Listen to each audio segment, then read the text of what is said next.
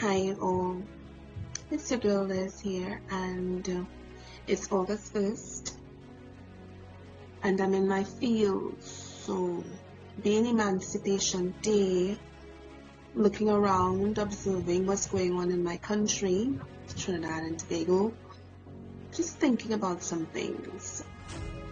So, I present to you Mindset Reset. Emancipation, August 1st.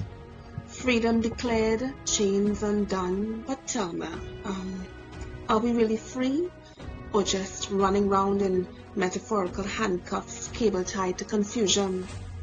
Tied not by whip and shackle, but by the mental chains we still cuddling like blankies. A change of government since April, new voices in Parliament, but same old song on a scratching record. Jobs vanish like mist in the morning, man trained, woman skilled, but still watching pink slips pile up while the big wigs sip coffee behind diplomatic gates. That was declared unfit for human habitation. Now they toast champagne where mildew once reigned. Children walk into schools where history seeps through cracks in the wall. Classrooms whisper for repair. Not just paint and plyboard, but a full curriculum overhaul to teach them not just to pass exams, but to lead in a world run by algorithms and automation, where AI writes essays faster than we could read them, but real wisdom, that still have to be taught. And crime, let's talk truth. The numbers reaching like smoke to heaven, but our hands stay in our pockets. We say turn the other cheek, but we confusing submission for peace and end up slapping the other cheek right back harder. This is not what Jesus meant. Emancipation, tell me, are we free or just citizens in disguise, role-playing liberty, forgetting the lies?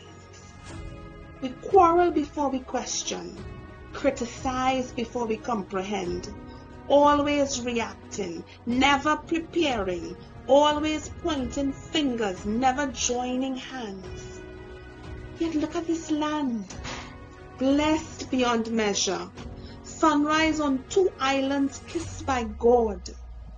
Oil, gas, cocoa, culture, steel pan and calypso, doubles and diversity. We as a people of color, courage and craft. We as Trinbagonians, multicultural, multi-ethnic, multiracial, multi-talented, multi-intelligent, but still too divided. We could have been a global force. Instead, we fighting to reach the finish line alone, when the real power was in the relay.